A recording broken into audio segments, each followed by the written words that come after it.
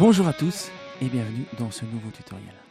Aujourd'hui, une fois n'est pas coutume, je ne vais pas vous parler de Reaper, mais je vais vous parler de ceci que vous avez à vos yeux devant l'écran, qui est donc le Total Mix FX.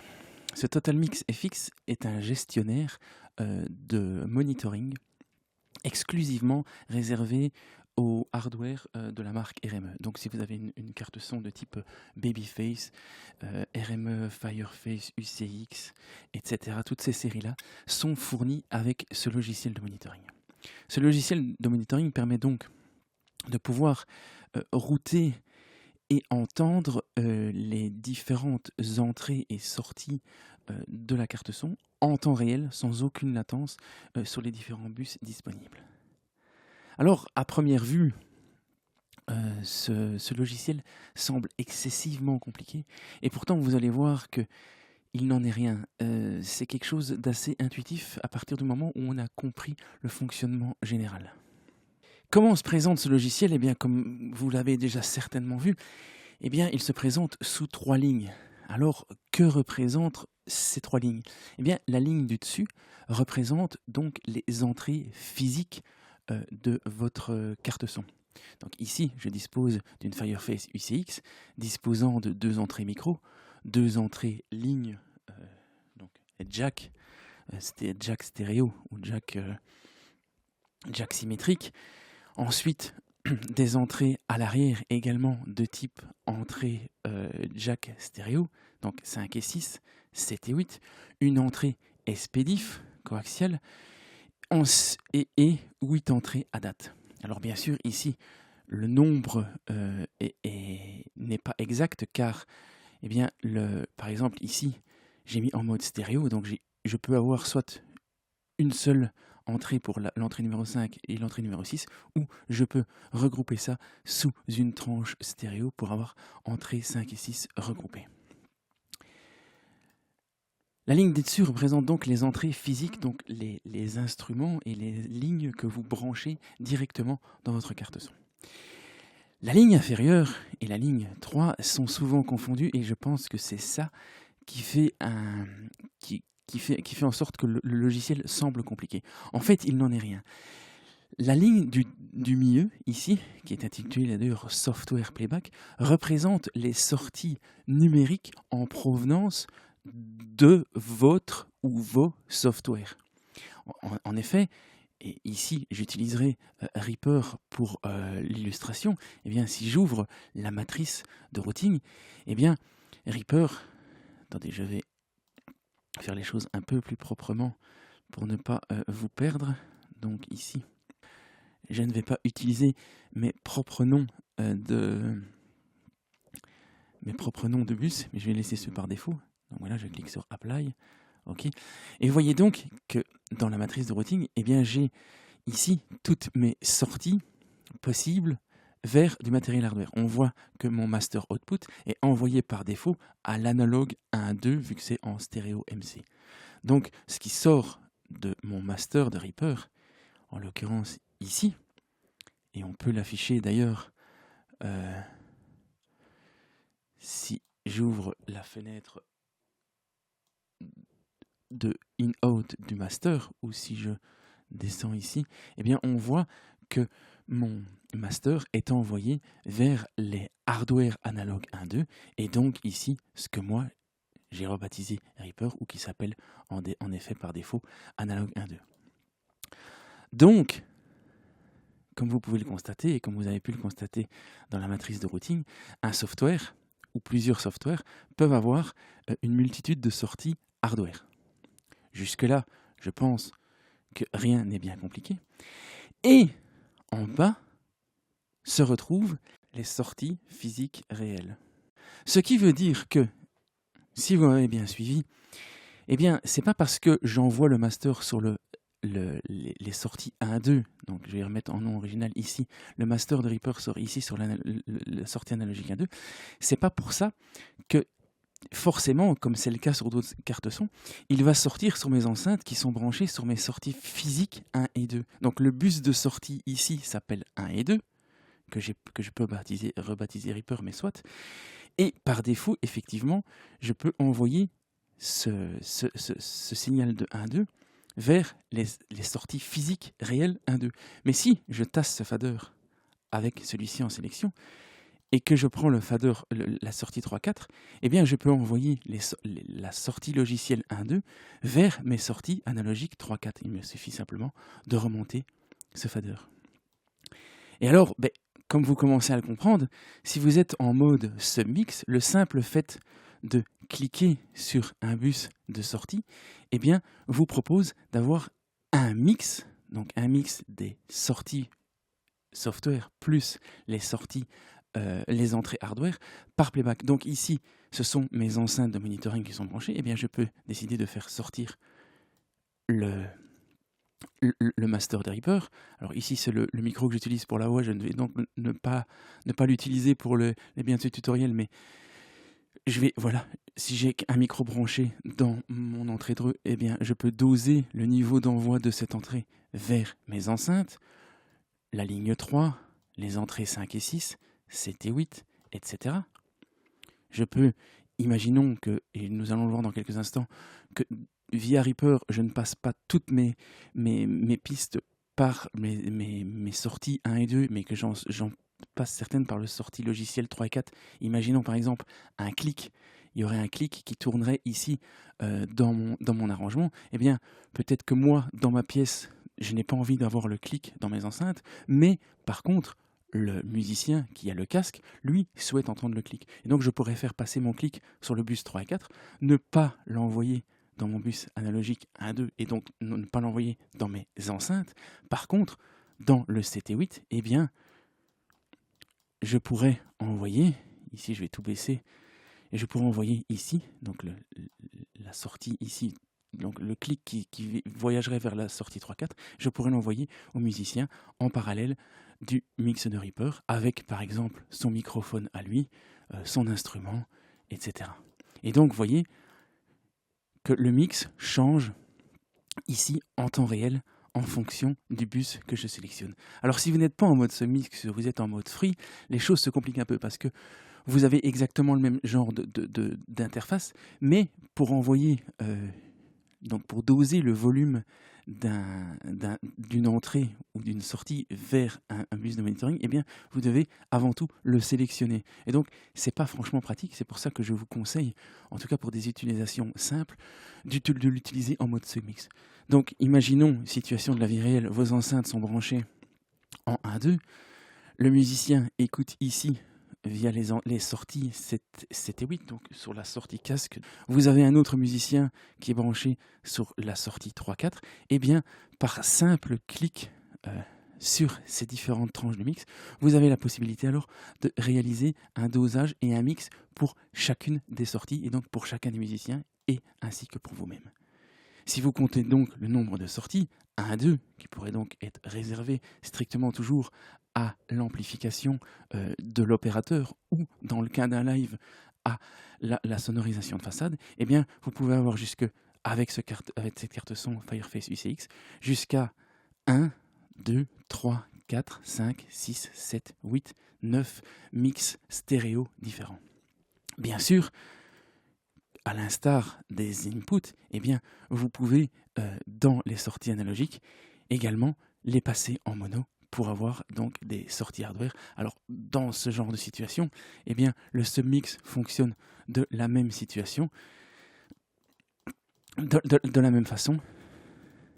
Ça ne change absolument rien du fait que ce soit en stéréo ou en mono. J'ai pour habitude, moi personnellement, de les laisser en stéréo, car je trouve que le monitoring en 2015 devrait toujours être stéréo. Cependant, il y a peut-être certaines applications, comme par exemple, je pense au Mix 5.1, où eh bien, il y a de bonnes raisons de séparer ces différentes sorties hardware en canaux mono. J'espère que jusqu'ici vous me suivez. N'hésitez pas à revenir en arrière et réécouter ce que je viens de vous dire, parce que c'est vraiment, là, les 5-10 minutes qu'on vient de passer ensemble, c'est vraiment l'essence même de ce Total Mix FX. Donc, comme vous l'avez compris, il est possible d'avoir autant de mix différents que de sorties stéréo, ou même que de sorties, de canaux de sortie de votre carte son. Alors, Certains se posent peut-être la question pourquoi l'analogique 1-2 se retrouve ici et pas là. Eh bien, c'est parce que RME nous propose d'assigner certaines tranches dans ce qu'ils appellent la control room, qui nous permettent alors d'utiliser ces boutons ici que nous ne verrons pas en détail, mais qui sont, cela dit, très pratiques. Et donc les sorties physiques étant inclus dans la control room peuvent profiter de ces fonctions. Exemple ici, si donc les sorties analogiques 7 et 8 représentant donc la sortie casque de ma Fireface, et bien si je veux l'assigner à la control room, je fais assign phones 1 va être assigné à PH 7 et 8, et j'ai donc maintenant mon PH 7 et 8 qui devient alors mon phones 1. Nous allons faire un petit exemple pour les sorties software parce que je veux vraiment revenir là-dessus. Donc si je bascule ici dans la fenêtre de Reaper, ne prêtez pas attention au bus SPDIF qui a une petite clé activée. C'est tout simplement parce que j'utilise la fonction loopback ici de ce Total Mix FX pour enregistrer cette vidéo. Alors je vous fais un rapide topo de la fonction loopback. En fait, lorsque vous activez une sortie hardware en fonction loopback, eh bien cette sortie devient pour tous les softs d'enregistrement qui sont installés sur votre machine et donc considérée comme une entrée. Et donc ici, lorsque j'active la sortie SPDIF en mode loopback, eh bien si dans Reaper, je choisis le SPDIF stéréo, eh bien vous constatez que c'est ce qui se passe dans cette tranche qui est considéré comme le bus d'entrée. Et donc ce n'est pas ce qui se passe dans cette tranche et pas dans l'entrée physique réelle du SPDIF de ma carte son qui est enregistré, mais bien ce qui passe dans la sortie. Donc je peux, dans ce SPDIF, enregistrer sur cette piste. Évidemment, ici, dans le cadre de mon utilisation, ce serait totalement débile, mais c'est juste pour que vous compreniez. Eh bien, je peux enregistrer ma voix qui alimente ce bus et en même temps la sortie de Reaper qui alimente également ce bus et éventuellement d'autres micros. Donc je peux enregistrer sur un seul bus stéréo déjà un mix préétabli des sorties software plus des entrées directes dans un quelconque bus d'entrée d'un software qui permet l'enregistrement. Je vais faire tout simplement play ici pour que vous voyez ce qui se passe. Je vais resélectionner ici mon bus main, là où sont branchées mes enceintes.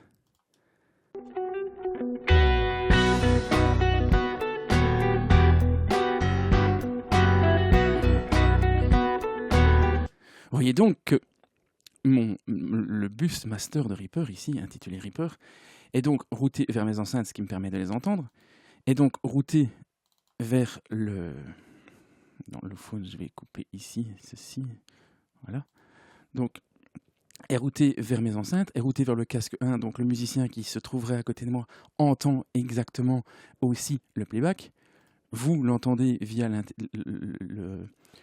l'enregistrement en SPDIF, et si un musicien était raccordé à un autre casque branché en 3.4, il entendrait également le master de Reaper. Alors, évidemment, eh bien, de façon indépendante, chaque personne peut doser son volume de playback comme bon lui semble. Ce que je vais faire maintenant, c'est que je vais créer ici une piste dossier de toutes les pistes de batterie. Donc ici, si je mets le bus en solo, mais je n'entends qu'uniquement que la batterie. Et ce que je vais faire, c'est que je vais couper l'envoi au master de cette batterie, de ce folder. Donc toutes les pistes ici, au niveau routing, alimentent cette piste. Donc ce folder devient un master pour toutes les pistes qu'elle contient. Et cette piste est pour l'instant coupée de son envoi au master. Donc tout simplement, si je fais play, nous entendons le mix sans la batterie, vu que notre batterie n'alimente plus notre bus master, qui lui alimente notre bus RME. J'espère que vous me suivez.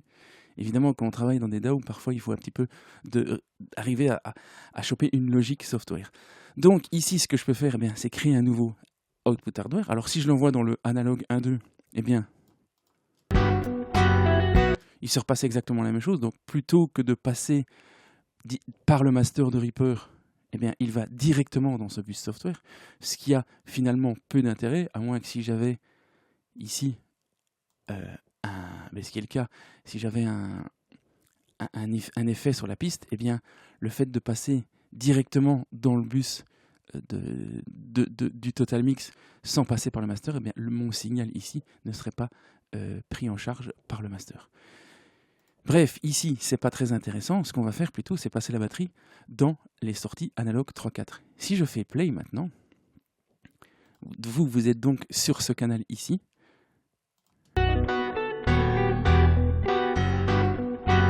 Vous constatez donc que vous n'entendez pas la batterie. Si moi, je monte ici le fader,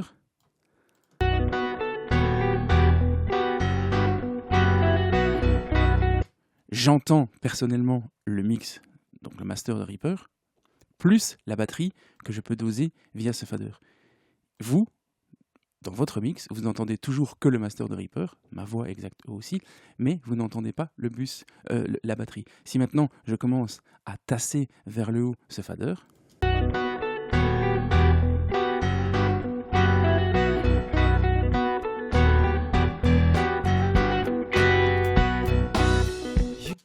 alors notre musicien qui se trouve à côté de nous, eh bien la batterie, lui, il n'en a pas assez, on va lui en rajouter. Le musicien qui est en 3-4, lui, il en veut beaucoup plus parce que c'est le bassiste. Et voilà. Et donc, chaque personne raccordée à un hardware a son propre mix, pour l'instant très simpliste, entre le master de Reaper et la batterie. Et bien sûr, je pourrais renommer ici mon bus drums. Alors, en plus de faire une balance comme je viens de le faire, eh bien évidemment, ça marche avec les entrées simultanément. Ici, vous constatez que ma voix, donc j'entends le playback de Reaper, j'entends le playback de drums, mais je n'entends pas ma propre voix. Or, vous, eh bien, vous entendez Reaper, la drums et ma voix avec un certain volume. D'ailleurs, si je continue à parler normalement et que je descends le fader de volume, eh bien, vous entendez ma voix en temps réel de moins en moins fort. Et si je remonte le fader, vous m'entendez de nouveau correctement. Et si je lance ici donc je vais couper pour avoir plus facile à gérer. Si je lance le playback de Reaper et que je continue à parler, je vais descendre en temps réel le playback de Reaper. Vous continuerez à entendre ma voix au même niveau et le playback de Reaper va descendre. Voilà, je continue à parler et vous constatez que plus je descends mon fader, plus vous entendez ma voix et moins vous entendez le playback de Reaper. Je le remonte et maintenant, nous revenons au même niveau que précédemment. Voilà. On va continuer et aller un peu plus loin. On va faire la même chose. Donc créer. Et cette fois-ci, on ne va pas créer un folder. On va passer, comme ça je vous montre un petit peu aussi comment faire dans Reaper d'autres choses. Eh bien, je vais sur mes deux pistes de basse, donc basse DI et basse cab, ce que je vais faire, c'est que je vais couper l'envoi au master. Donc c'est la même chose que de le faire par la piste ici. Et je vais envoyer ici, eh bien, ma basse DI dans le bus analogue 5 et la basse cab dans l'analogue 6. Alors, comme je vais solliciter deux canaux mono, eh bien, je vais switcher ici mon analogue 5 et mon analogue 6 en deux tranches que je vais rebaptiser ici basse DI et là basse cab.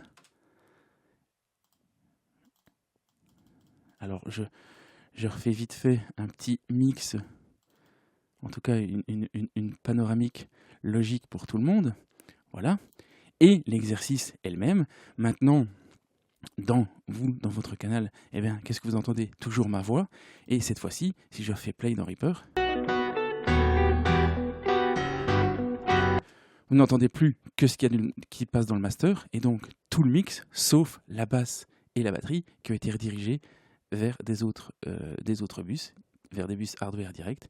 Et donc, si je vous fais un mix comme ceci, entre la basse et la batterie, basse DI, basse cab, et pour moi, je vais me faire un mix différent.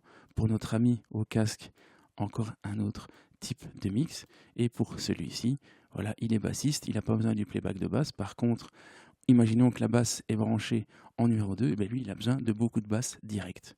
Et nous, la basse directe, eh bien, on en veut aussi. Et vous, bon là, il n'y en a pas vraiment qui sont joués, mais imaginons qu'il y a un bassiste qui joue en temps réel. Eh bien, vous souhaiteriez entendre la basse jouer en temps réel à ce niveau, et peut-être la basse jouer en playback à ce niveau aussi.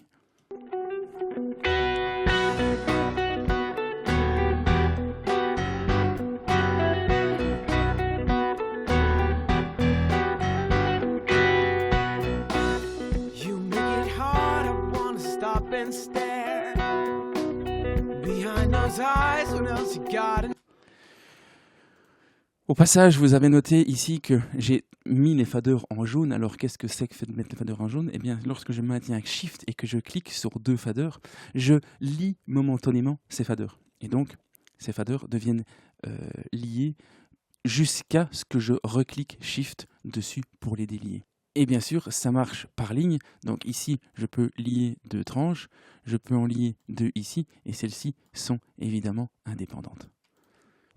Alors évidemment, le logiciel s'appelle Total Mix FX. Pourquoi avoir mis cette mention FX alors que sur les anciens modèles c'était le Total Mix simple? Eh bien, sans vouloir entrer dans les détails, eh bien, nous avons depuis cette nouvelle mouture, eh bien, la possibilité de pouvoir avoir par entrée et par sortie physique, eh bien, des EQ. Ici, une EQ que je peux donc ici sur ma voix modifier. Alors attention, ça c'est un paramètre important. Si je modifie l'EQ ici sur ma tranche d'entrée, eh bien sûr, l'EQ va être entendu sur tous les bus de sortie. L'EQ et dans le même ordre d'idée, les compresseurs et les gates affectent donc le signal entrant, et donc ce signal entrant est répercuté sur les sorties. Donc si je place une EQ sur cette tranche, eh bien vous allez l'entendre dans tous les bus. Ce qui me paraît logique. Idem pour la reverb. Vous voyez ici que je peux charger un module de reverb et un module d'écho. Alors, je vais le faire sur ma voix, ici. Eh bien, je vais monter l'envoi de reverb de ma voix. Alors, je vais juste me monitoriser, voir ce que ça donne. OK, voilà. Donc, ici, j'ai la possibilité d'envoyer ma tranche en question, donc chacune des tranches, soit entrée, soit sortie logicielle, peut être envoyée dans le module d'effet. Module d'effet que vous...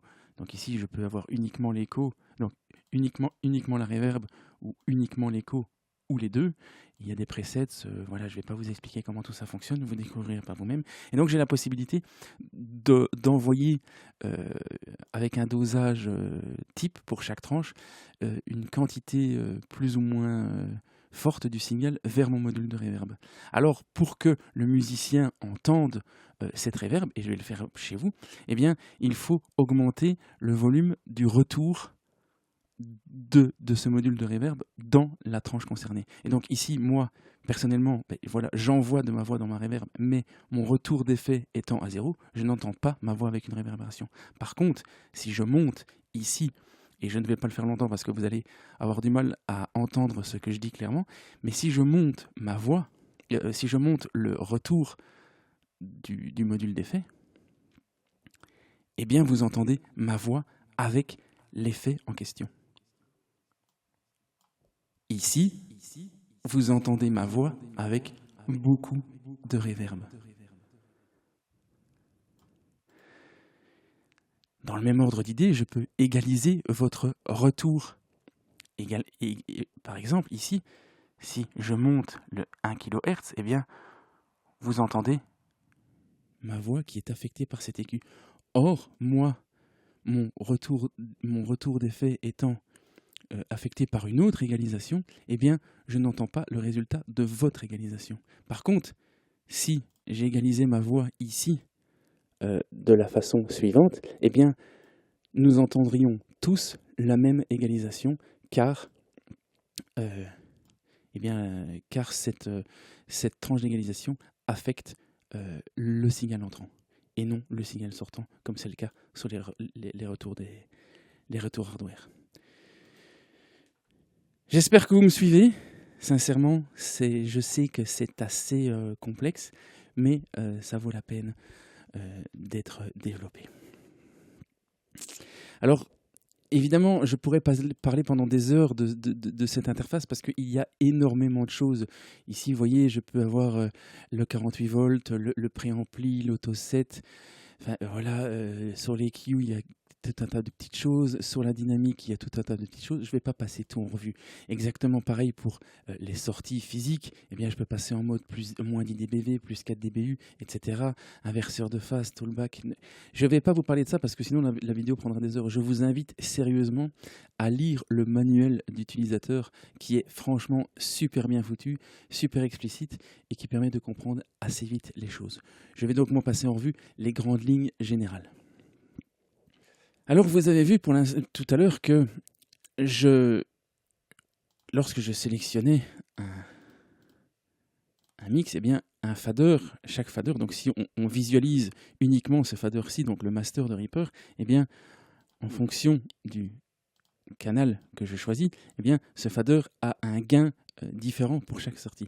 Alors, évidemment, imaginons que vous êtes dans une grosse session d'enregistrement ou sur une scène et que vous voulez baisser, par exemple, ma voix qui transite ici dans ce bus, ou que vous voulez, par exemple, baisser le playback en provenance d'un ordinateur ou quoi que ce soit, enfin en retour software, de façon uniforme sur tous les bus. Alors évidemment, il y a la façon manuelle de le faire. Donc vous sélectionnez votre bus, vous le descendez un petit peu, vous sélectionnez l'autre bus, etc., etc. Le problème, c'est que ici, ça va encore. J'ai une Fireface UCX, je n'ai pas un très grand nombre de bus. Mais pour ceux qui utilisent des plus grosses cartes son, le nombre de bus peut être assez conséquent.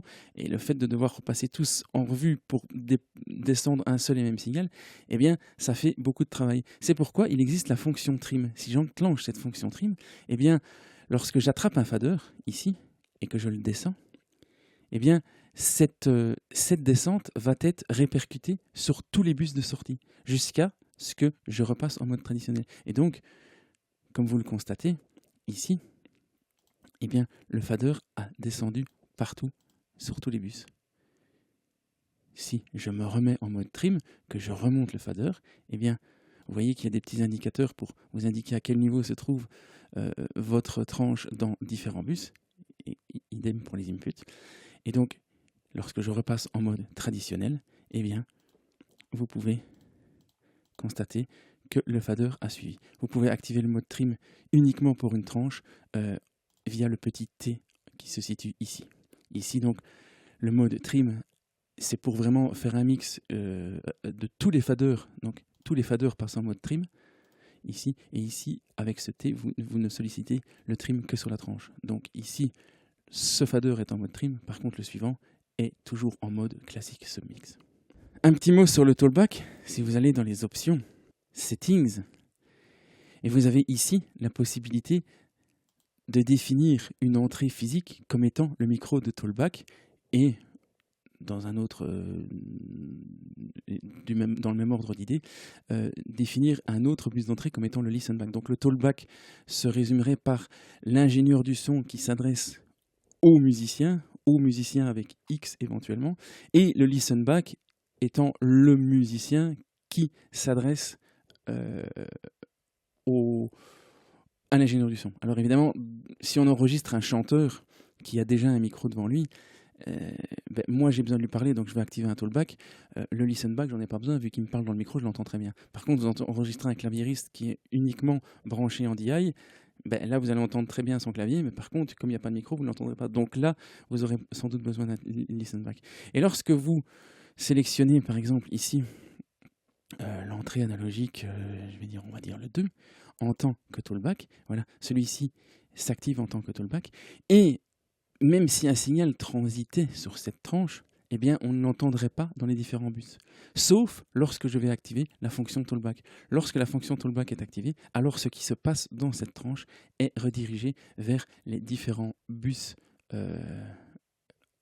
d'output, vers lesquels, bien sûr, le potard est engagé. Ici, en l'occurrence, par défaut, lorsque vous activez un toolback, il se met à fond chez tout le monde. Mais si, par exemple, le musicien a raccordé en 3/4 ne veut pas de talkback, eh bien, ici, pardon, le talkback se met en mode trim par défaut. Donc le 3.4, il ne veut pas de talkback. Et donc vous constatez que même s'il y a un signal transité ici, le 3.4 n'en recevrait pas alors que le 5.6 en reçoit, vous en recevez, etc. Voilà pour le talkback.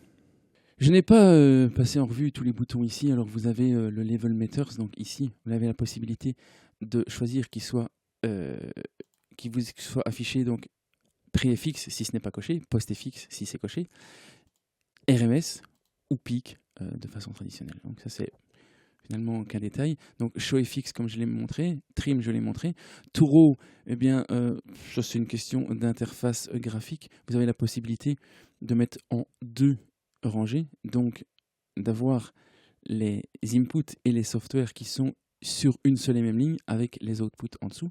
Donc ça, c'est vraiment en fonction de vos préférences. Et alors ici, eh bien, Names, lorsqu'elle est cochée, elle vous affiche le nom original des sorties physiques et hardware. Par exemple ici, si je rebaptise le SPDIF par vous, voilà, donc ça c'est vous, eh bien, si je mets en name, il me réindique que c'est la sortie SPDIF. Alors en plus de tout ça, et j'en conviens, c'est déjà pas mal, il est possible d'utiliser ce qu'on appelle la fonction des channel layout. En effet, vous alliez peut-être être dans des sessions où vous n'avez pas besoin d'avoir tous ces faders. Si vous enregistrez par exemple un guitariste, chanteur, eh bien vous aurez peut-être besoin de l'entrée micro 1, l'entrée micro 2 et éventuellement une DI. Donc vous n'aurez pas besoin de toutes les autres tranches qui vous, au final, polluent la vue. Donc vous avez la possibilité ici, dans les channel layout, vous avez 3 onglets, Inputs, Playback et Output, de supprimer la visibilité. Donc vous sélectionnez par exemple le mic 1, ici, le mic 2, le mic 3, le mic 4, eh bien, vous pouvez le cacher, hide, channel, in, mixer.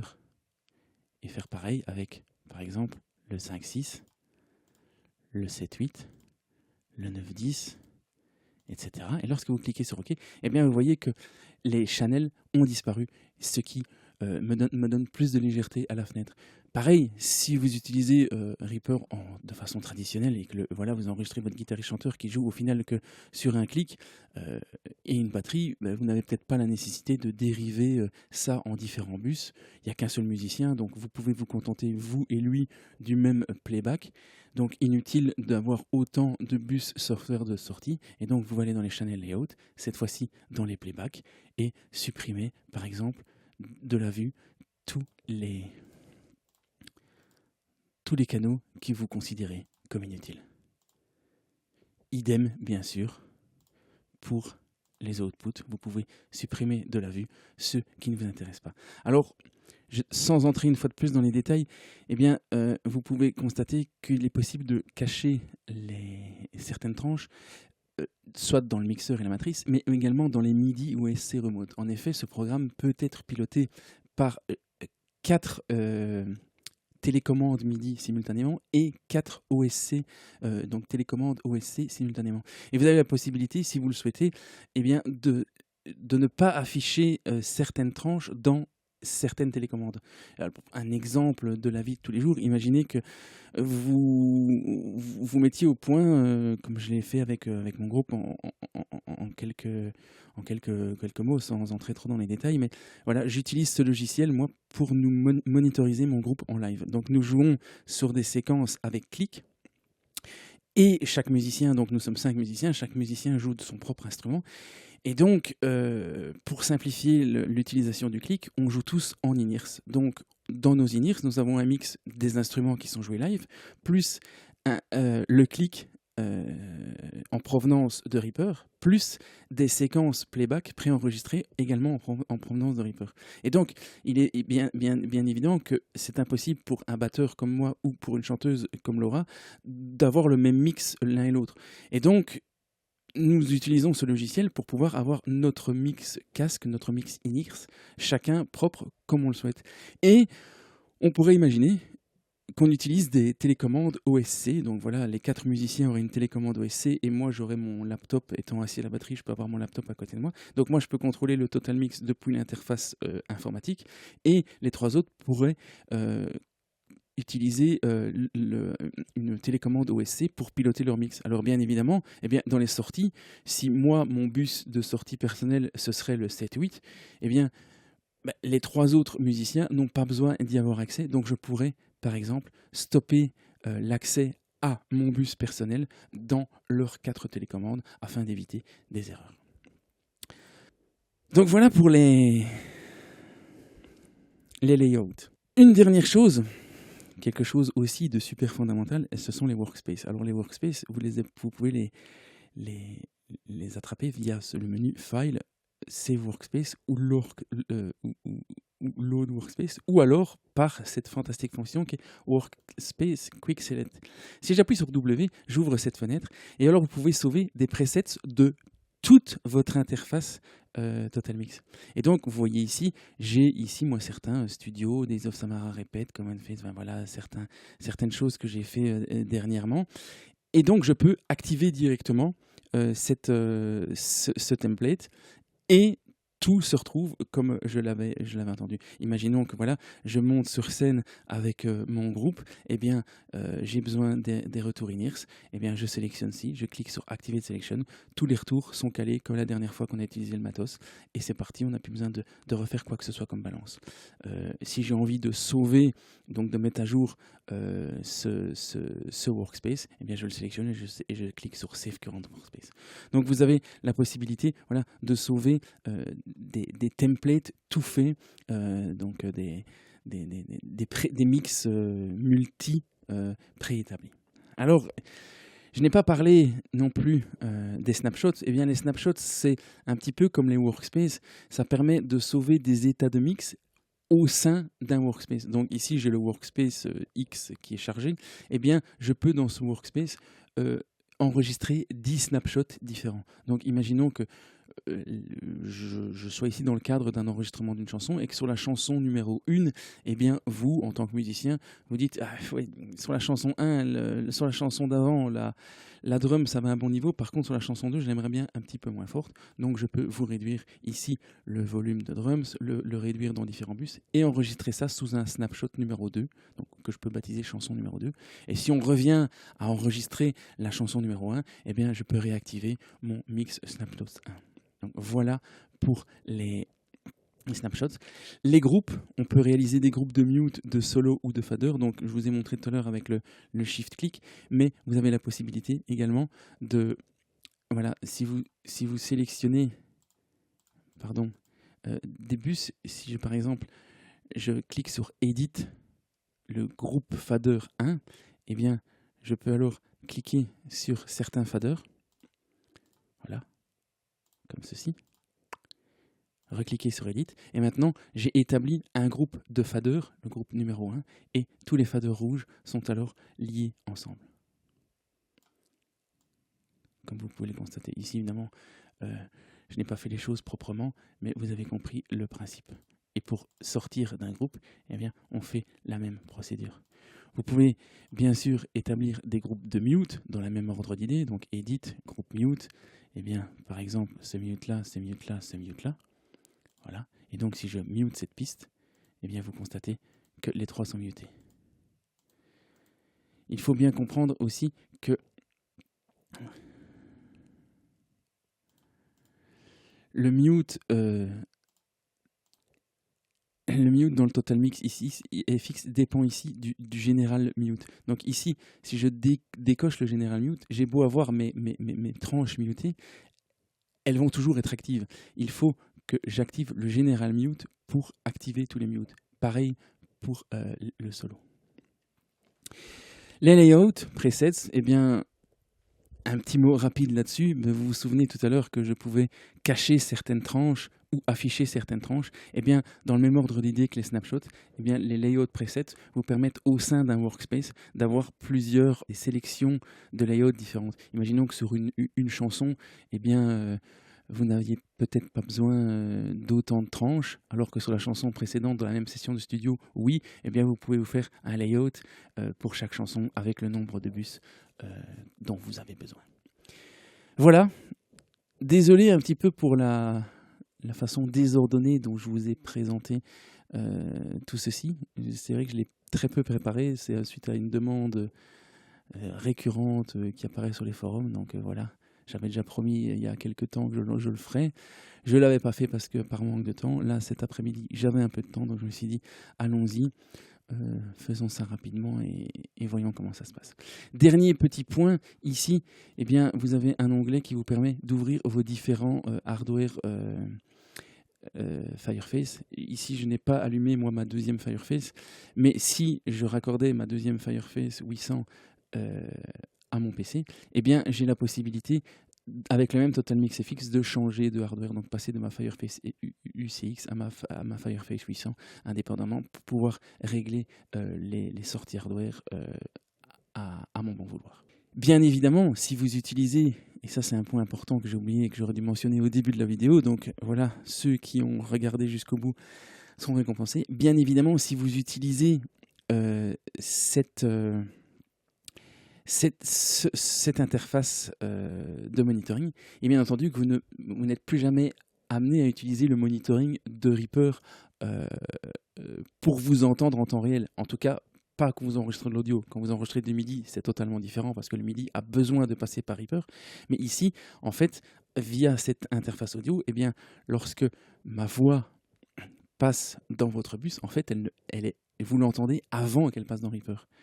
Et donc, vous ne subissez pas la latence proposée par le soft. Et donc, il est inutile d'activer le monitoring de la piste pour vous entendre en temps réel, vu que vous vous entendez déjà en temps réel via le Total Mix FX. Pour ce qui est de la latence reportée, d'expérience, les produits RME et Reaper font très bon ménage, je peux vous le garantir. J'ai une vidéo à ce sujet, comprendre la latence reportée en enregistrement, si vous avez des interrogations à ce sujet. Mais en d'autres termes, même si ma carte son ici a un buffer de 2048 samples, ce qui est énorme et ce qui ressent et ce qui représente donc 47 millisecondes de latence, et bien si j'enregistre ma voix en m'entendant en temps réel, eh bien la voix qui va être enregistrée dans Reaper n'aura pas 47 minutes d'avance ou 47 minutes de retard. En fait, si, elle aura les 47 millisecondes d'avance ou de retard, mais Reaper sait exactement que ma carte son induit cette latence et va donc juste après l'enregistrement, recaler l'item vers la gauche ou vers la droite en fonction pour être parfaitement synchronisé avec ce qui s'est passé dans mes oreilles en temps réel. Voilà. Merci pour votre attention. J'espère que cette vidéo vous servira. Et c'est vrai que ça fait peur. Si vous n'avez pas tout compris, je vous réinvite à regarder la vidéo de nouveau depuis le début. Chopez vraiment bien le concept du submix avec une page différente pour chaque sortie physique. Et une fois que vous aurez compris ce concept, vous allez vous rendre compte qu'en fait, ce soft est absolument incroyable et selon mon point de vue, toutes les cartes son devraient être gérées de cette façon. Je vous remercie pour votre attention et j'espère que vous allez pouvoir profiter de votre produit RME à 100%. Merci pour votre attention et à la prochaine.